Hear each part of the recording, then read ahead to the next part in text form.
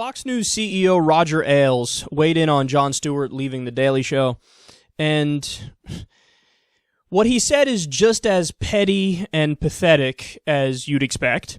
He said, quote, "I talked to him for an hour once in my office. I think he's really smart and he's got a great future. He can't come over here. He would depress everyone. I could get him a job, not on air, but as a stagehand." Okay, so let's feel this out here. Is he serious? Is he being partly tongue-in-cheek? I'll be kind, and we'll go with partly tongue-in-cheek. But he continues, and you'll see where his heart really lies. He says, as he faces the end of his career, he's beginning to wonder, is this as popular as I'm ever going to get? Is this as much power as I'll ever have? The one person I could never get rid of was Roger Ailes. I tried. I did everything I could. Look at this paranoid loser. Now, this actually is right in line with what the Fox News mole said. Remember that story from, I don't know, maybe a year and a half ago now? There was a guy who was in Fox News who fucking hated Fox News. He worked for them, and he just kind of let the cat out of the bag and explained everything that goes on behind the scenes. And one of the things he said was, Roger Ailes is like a super paranoid, super creepy, weird guy who thinks the world's out to get him and everybody's only focused on him. And this proves it right. The one person I can never get rid of was Roger Ailes. I tried, I did everything I could. No, Jon Stewart was well aware of his position. He knows that he was doing a comedy show. He knows that while he did have influence, his influence, you know, what's he going to do? He's not going to fucking become emperor of the universe by being on Comedy Central. And even if he did go after Fox News a lot, which he did, he was under no illusions. What? I mean, he was going to take down the entire network, or, he was going to get rid of the CEO. He specifically had it out for the CEO, Roger Ailes, not Hannity, not O'Reilly, not anybody else there. No, it was Roger Ailes we want to get rid of. Not Rupert Murdoch, either, the owner. No, it was Roger Ailes, the CEO. He's the problem. No, you're a standard right-wing douche that fits into the white noise of right-wing douchery. So get over yourself here, buddy. And notice the projection as well when he says, is this as much power as I'll ever have? Is this as popular as I'm ever going to get? It's not what Jon Stewart is thinking. That's what you're thinking.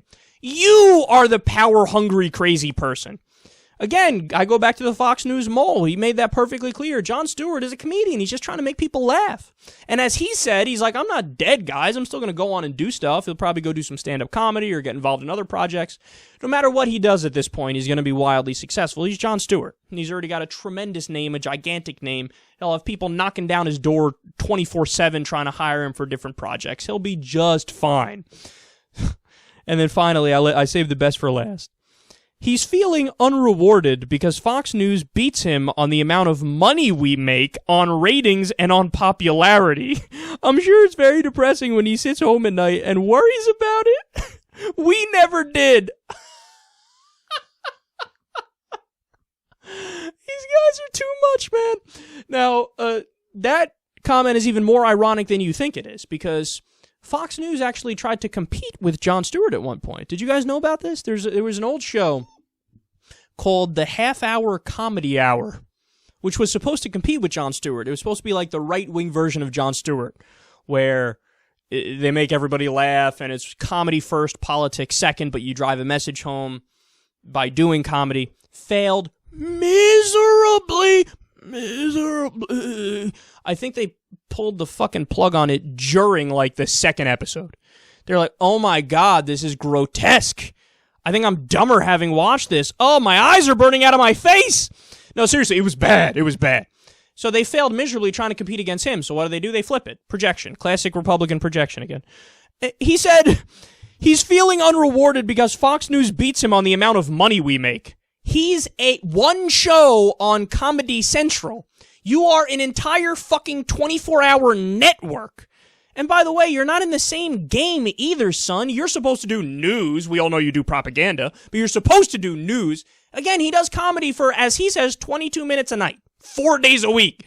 He's not looking at himself, oh yeah, I'm going to beat Greta Van Susteren. I'm going to beat Andrea Tantaros. Who's on at 3 o'clock on Fox? I'm going to beat them too. I'm going to beat everybody. Dude, you're such a fucking clown. And the idea that, on popularity, really, you beat Jon Stewart? No. Well, actually, that might be true. But what demographics are we talking about here?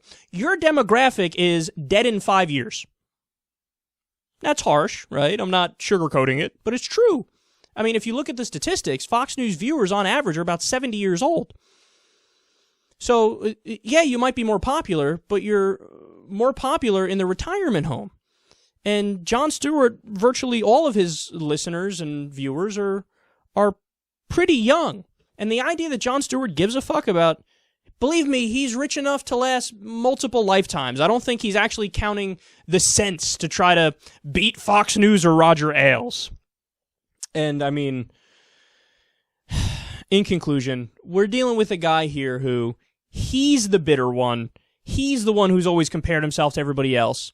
And Jon Stewart just today, I know because I tweeted out the article earlier, he said, a great quote, I thought it was brilliant. He said, success is not measured by the reaction that people have to it. So, in other words, he was like, I was never concerned about the reaction. I know that the craft, the art comes first, and the reaction will fall into place if I just do my job and my art properly. So that's what somebody who's really intelligent and really creative does and what they focus on. Roger Ailes is the polar opposite.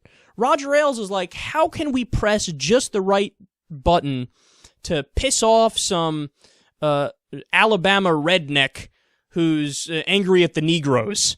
So he's the one doing all the calculations. He's the one that's really bitter. He's the one that's really comparing himself to everybody else and playing a game, whereas Jon Stewart was genuinely creative and cares about his craft, which is why, in the category of likability, Jon Stewart wins by a mile over a prick like Roger Ailes.